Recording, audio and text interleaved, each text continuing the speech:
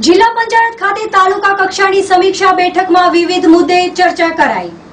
જિલ્લા પંચાયત ભુજ ખાતે આજરોજ ભુજ તાલુકા પંચાયતના સદસ્યો તેમજ તાલુકા સરપંચની સમીક્ષા બેઠકનું આયોજન કરાયું હતું, જેમાં સ્વચ્છ ભારત અભિયાન, ઇન્દિરા આવાસ યોજના, 14મા નાણાં પંચના કામોની સમીક્ષા, વસૂલાતની તેમજ અલગ અલગ યોજનાકીય કામોની ચર્ચાઓ કરાઈ હતી। તેમજ આગામી સમયમાં શહેરી વિસ્તારની સ્કૂલોમાં સીસીટીવી કેમેરા લગાડવાનું આયોજન કરાયું છે તેવું જિલ્લા વિકાસ અધિકારી શ્રીએ જણાવ્યું હતું।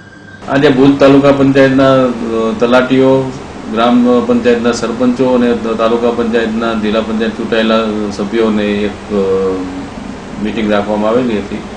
આમ તો અમે લગભગ દર મહિને કે દોઢ મહિને મીટિંગ કરીએ છીએ અને રિવ્યૂ કરીએ છીએ કે જે યોજનાઓ ગામે ચાલતી હોય અને જેનો અમલ ગ્રામ પંચાયત કરતી હોય,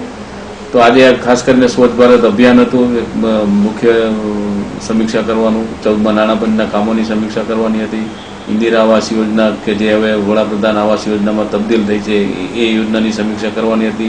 વસૂલાતની સમીક્ષા કરવાની હતી, નરેગાના કામોની સમીક્ષા, આવા અલગ અલગ યોજનાકીય કામોની સમીક્ષાનું આયોજન કર્યું હતું અને એમાં વિગતવાર એની સમીક્ષા કરવામાં આવી હતી। ખાસ તો સ્વચ્છ ભારત અભિયાનમાં ખૂબ ડિટેલમાં ચર્ચા કરવામાં આવી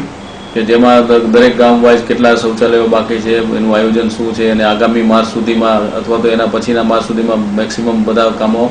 પૂર્ણ થાય એવી ખાસ ટકોર પણ ચૂંટાયેલા પ્રતિનિધિઓ અને અમારા તલાટીઓને કરી હતી। અને બીજું 14મા નાણાં પંચમાં પણ કામોની સમીક્ષા કરી કે કેટલા કામો પેન્ડિંગ છે, કેટલાની મંજૂરીઓ બાકી છે, કેટલા કામ ચાલુ છે। અને બીજી એક મુખ્ય બાબત અમે આજે બે બાબતો કરીએ છીએ કે શહેરી વિસ્તારની જે પ્રાથમિક શાળાઓ છે એમાં સીસીટીવી કેમેરા મૂકવા માટેનું આયોજન અમે કર્યું છે। આ વખતના જિલ્લા પંચાયતના બજેટમાં પણ 5 કરોડ રૂપિયા મૂકવામાં આવ્યા છે ટોટલ શહેરી વિસ્તારની શાળાઓને ભૌતિક સુવિધાઓ પૂર્ણ કરવા માટે। પહેલું કામ અમે દરેક સ્કૂલો, ખાસ કરીને ગાંધીધામ, ભુજ, રાપર અને માંડવી, આ 4 શહેરી વિસ્તાર છે જેમાં શૈક્ષણિક ઉપકરની રકમ મળતી હોય છે, એ રકમ અમારી પાસે છે, એમાંથી અમે સીસીટીવી કેમેરા લગાડીએ છીએ। ને એક બીજી વાત એવી છે કે જે આખા કચ્છ જિલ્લામાં અંતરિયાળ વિસ્તાર જે કે રિમોટ એરિયા હોય કે જ્યાં